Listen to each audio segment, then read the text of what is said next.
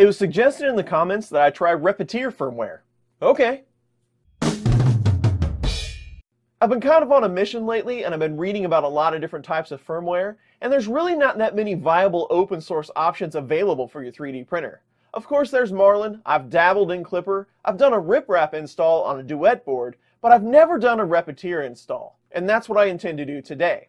Now I am going to be using the Repitier configuration tool to get a high-level config for this printer, but then I want to go back in with the IDE and tweak the settings just to get a better lay of the land and what Repitier is all about. So there's really no sense in wasting any more time. Let's get to the config. The first thing we will do is head out and get the Repitier firmware. We'll just search for it, go to the Repitier site, click on Repitier Firmware, and it's important to note there's a couple different types of Repitier software. There's host, there's server, and then there's the firmware. We just want the firmware, the part that goes on the printer. So we'll scroll down a little bit, and we'll hit Repitier Firmware 1.0 Configuration Tool.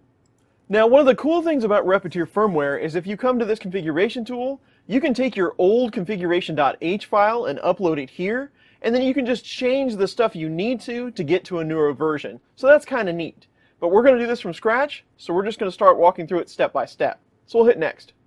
We are going to hit Expert Show Everything, so I can show you all the features that I'm going to use. We are on an Arduino Mega board, so we'll keep that. We're on ramps 1.4, that's good. Cartesian, that's good. EEPROM, I'm going to shut it off, so we'll EEPROM disable. And that's because EEPROM can be somewhat confusing, especially when you're setting up something brand new, so we'll leave that off for now. Default port is fine. We'll leave it at 115200 for the baud rate. No Bluetooth, keep alive 2000, all that's good. Now when setting up a printer in any firmware, you can pretty much just do this with a ruler. But most of the time, if it's a Cartesian machine, your minimum positions are always going to be 0. So X, Y, and Z, these will stay at 0. But then we'll adjust our absolute values, so the build volume. So we'll do X 250, Y 210, Z 210. Down here is where you can set Z correction. This is like skew correction in Marlin. I'm not going to set that up now, but it is nice to know it has this feature. So we'll hit Next. Now we go to the Mechanics tab. This is where you set up the settings specific to your drivers and your motors. So we don't need backlash compensation, that's fine there. We will allow quad stepping, and it does have a feature for 2130s. We don't have those installed, these are just A4988s, but it's nice to know that it's there. So disable stepper inactivity, 360 seconds, that's fine with me. All this stuff can stay default, that's usually pretty standard. I'm going to go ahead and leave the jerk values at default at 20 and 0.3. I usually like to set these a little lower, but we'll leave it default for now, and we can adjust it later if we need to. Onto the X motor, my resolution on X is 100. You can set your travel speeds and your homing speeds and your acceleration right here. I'm going to leave it default just to see what it's like. And down here is where you set your options if you want to invert that motor direction. You can lock it down from here if you don't want to move it until you're homed, things like that. I don't know what direction X is going to travel in at the moment, so I'm going to leave this blank for now, and we'll tweak it in the IDE later. Same for Y. Resolution is at 100. Travel speeds, homing speeds, direction, not quite sure. We'll leave it for now. Z, I have changed to 4-start lead screws, so I'm going to set mine to 400. Again, you can set all these in the Prusa calculator like we've done in previous videos if you need to, but you should probably already have these values from your previous firmware. M503 if you need them. Here, same type of thing, invert direction, lock it down until you've homed, all that good stuff. We'll leave it at default. Interpolate acceleration on Z, I don't know much about that setting. I'm going to leave it default for now. We might have to check that out in the future. We're going to always check end stops. We'll leave that default. This is where you set your homing direction in case you head to the maximum instead of the minimum. Standard Cartesian i3 machines are always minimum, so we'll leave those default. And homing order, that's pretty important in Repitier.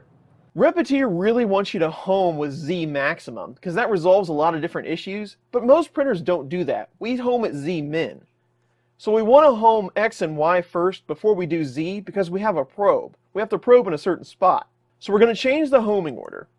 And we want to set it to X, Y, and Z, but in Repitier, X, Y preheat then Z gives you more options that we're going to have to use because of the Mark 42 bed. We have to go to specific home locations.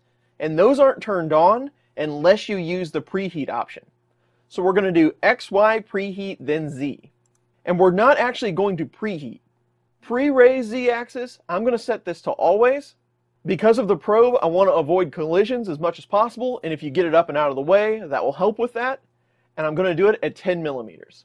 Again, 0 on homing temperature. You can raise the temperature before you home if you like. I don't see a need with this printer, so I'm going to leave it at 0.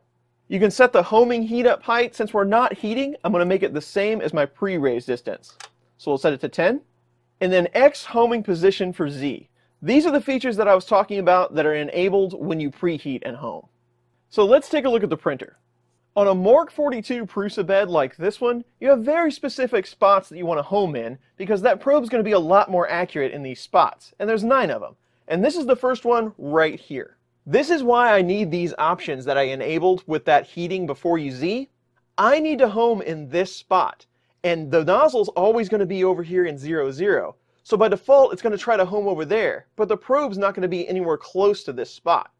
I need to tell the nozzle to land right here in the center. And yes, I mean nozzle. So with this setting, I'm going to tell the nozzle where to go. And then the X and Y offset for the probe will tell it I need to adjust for the probe location. This will make more sense in a second. So just with our ruler, my nozzle sets a little bit in on this sheet. It's not exactly at 0, 0 because of the configuration of this printer. So we'll take our ruler and measure to the center of this spot that we need to hit with the probe. And that nozzle needs to set right at 32 millimeters, so the center of that circle. So 32 for X, and then roughly 9 millimeters for Y. So let's go back to the configuration. So we're going to set our homing location for X to 32, and our Y to 9. So again, this gets the nozzle to the center of that homing location, but the offset for the probe sets it back to where the probe needs to trigger. We'll do that in a minute. Now we set the condition of the end stops. My X switch is a micro switch, the regular type, and those are normally closed. So we'll set that. Now my Y end stop is the PCB type, and those are normally open, so we can leave that default.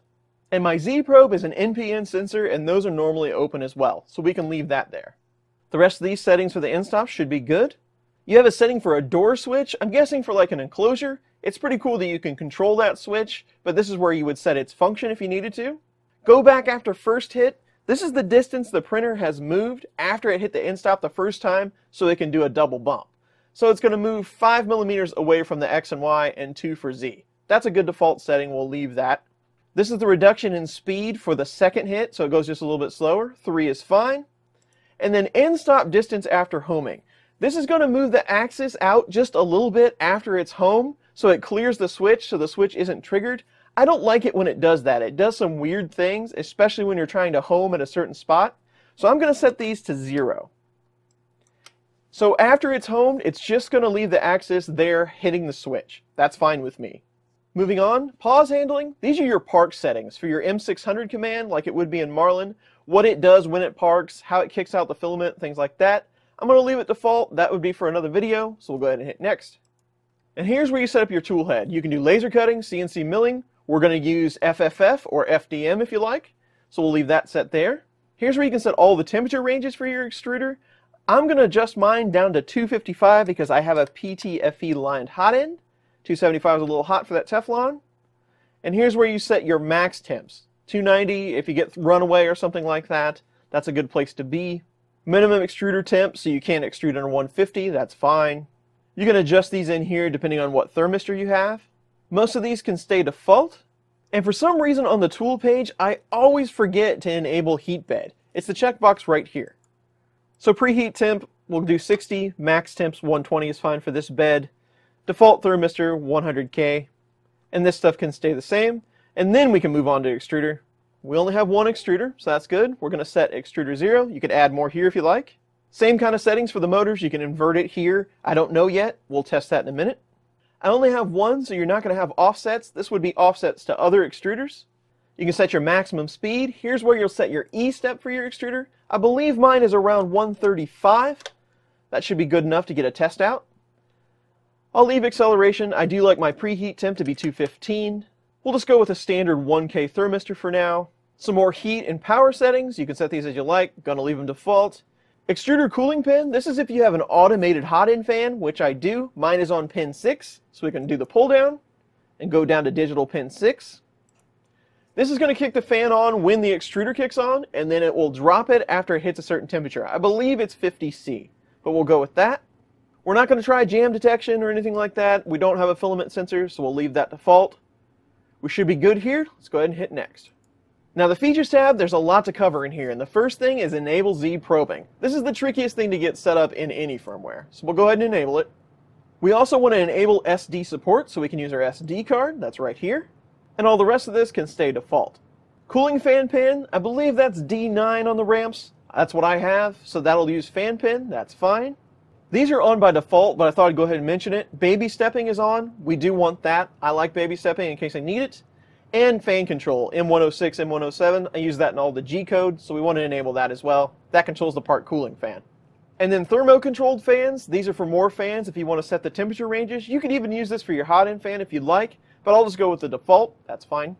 SD card detect pin, there is one of those on the smart controller like I use. So in the pull down, just do SD card detect pin if available. That should work. That's just what automatically initializes the card when you slide it in. You can also set your ATX power settings here if you have a pin that turns it on and off. I do not, so we'll leave it.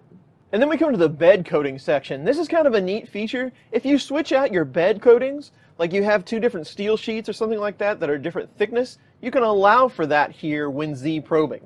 I don't have that, so we're just going to go with the default 0, but it's kind of neat that you can turn that on and off and it will adjust that offset. And here we're to the Z probing. So we're going to enable auto bed leveling. We have a separate probe so we don't have to set it to extruder. Our probe does trigger on high, so it's low normally. When it triggers it goes high, so we will check that. It's an NP-in sensor, remember. And we need to set the Z probe pin. We're set to Z minimum in stop. So we'll come down here and set Z minimum in stop.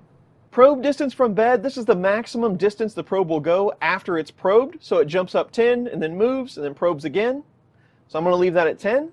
Probe height, this is somewhat hard to figure out. I believe they're referring to Z offset of the probe. Mine is 0.9, so that's where we're going to set it. We might have to adjust that a little bit going forward. Probing speed, it's at 2 millimeters a second. Let's go ahead and jump up to 4, that's kind of slow.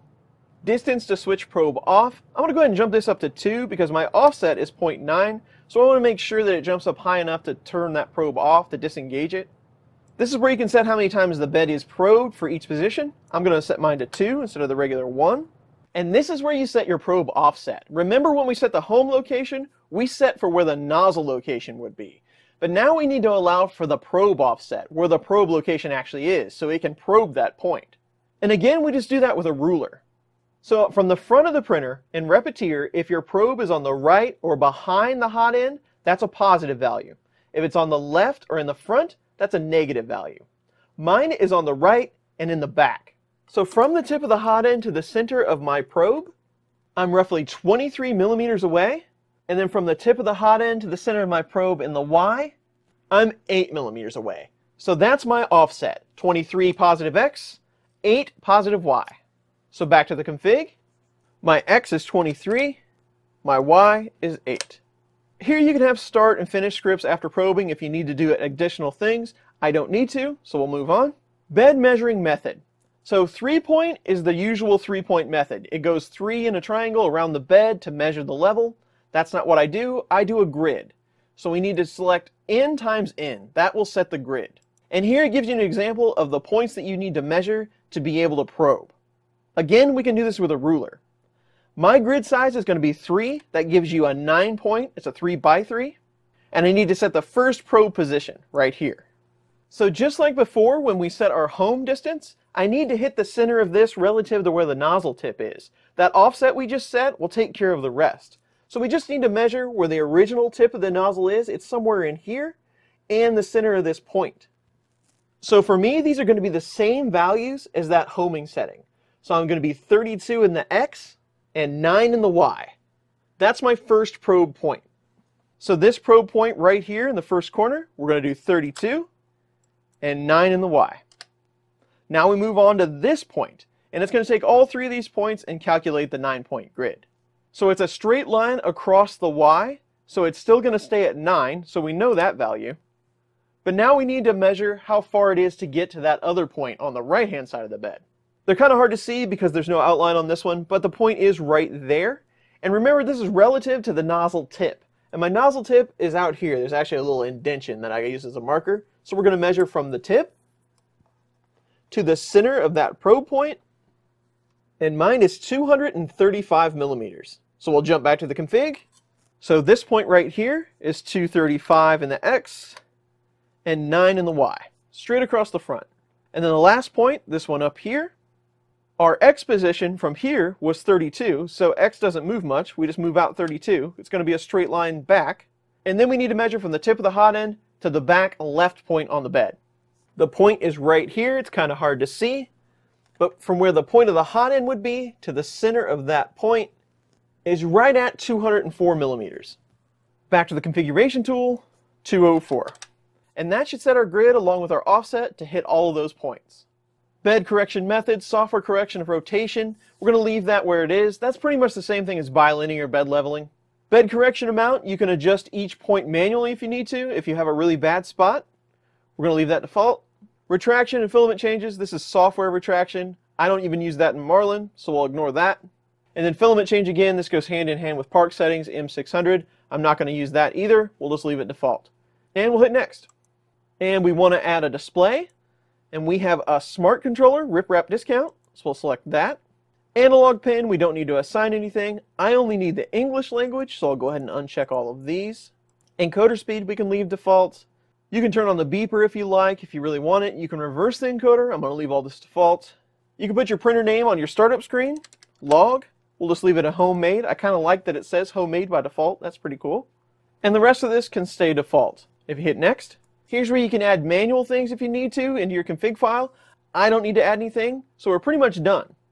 We'll hit next, and we're done. We can download the whole firmware with the complete config that we just created. We pretty much just edited the configuration.h file, that's all we did, but I need all the firmware because this is a fresh install, so we'll download it right here. Then we can head to downloads. We will extract all, Repitier folder, Repitier, and then open up the Repitier INO file. This will open it up in the Arduino IDE. You do need that software. As always, links in the description if you don't have it. And our configuration.h tab, this is where all the settings are stored that we just changed. For the most part, we probably have a pretty good config. I know there's going to be a few things that we need to change as we test, but we'll worry about that in a minute. So let's go ahead and upload. Make sure your printer is plugged in USB and powered on. We'll go to Tools, Board, Arduino 2560. COM3 is where I'm at. And then we'll hit upload. When the upload completes successfully, it'll show the splash screen. And now we have Repitier installed on our printer. Time to test. As always, the first thing we need to test is make sure everything's moving correctly and then make adjustments if needed. So let's open up Pronterface. We're on COM3. We did set it to 115200. Go ahead and hit connect. We are connected. Let's do 10 to the right and the X. We are moving the correct direction. That's good. How about 10 and Y? We are moving the opposite direction. That's not good. Let's move Z. Z up works. We're moving correctly. Let's see if we heat up. The fan comes on. That's a good sign. We are getting hotter. Let's see if the bed will heat up. The light came on. It's getting hotter, so that's a good sign. We'll go ahead and turn the bed off. We'll go ahead and let the extruder heat up, and we'll test to make sure it's going in the right direction. We're at 172. That should be good enough. Let's set extrude to 5, and we'll go ahead and hit extrude. Looks like we're extruding. We're moving in the right direction, so that's good.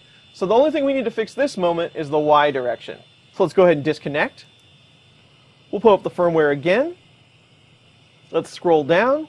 We get to the XYZ movements. Here's where you can invert the directions of the motors. So we're going to set Y from 0 to 1. That will flop it over, or you could just switch the cable. You could flip the cable over if you needed to. But this is going to work. So we'll go ahead and re-upload. The upload is complete. Let's go back to Pronterface, connect back up, and let's test Y again. Now we're moving in the right direction. So let's go ahead and home Y. That's successful. Let's home X. That is successful. Let's home Z. We go up 10. It actually tries to move the nozzle to the homing position, and then it steps in and corrects with that offset. That's kind of interesting. And we home successfully right at the point where we thought we would. It brings the nozzle out to its original location, and then it sends it back to park, and it's at 002. I believe that I would like to have that at 10 all the time, but we can check that.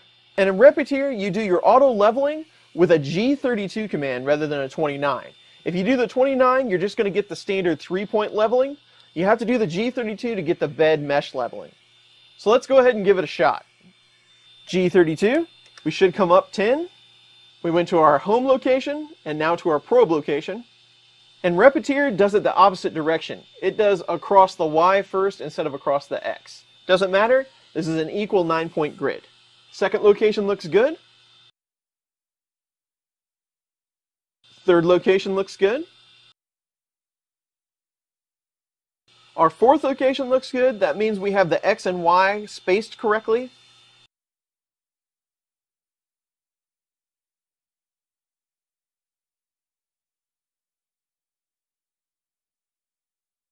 And our ninth point, our final one, it also looks good. So we got really close with just the ruler. So we're in good shape. Now what we need to do is a test print and make sure that it's printing in the center of the bed. That's what all this offset stuff is all about, really. So let's get into Slick 3R. We'll go into our printer settings. You can change the G-code flavor to Repetier if you'd like. I'm not sure how much difference that makes, but we'll go ahead and change it. Our custom G-code, it needs to be changed from G29 to G32.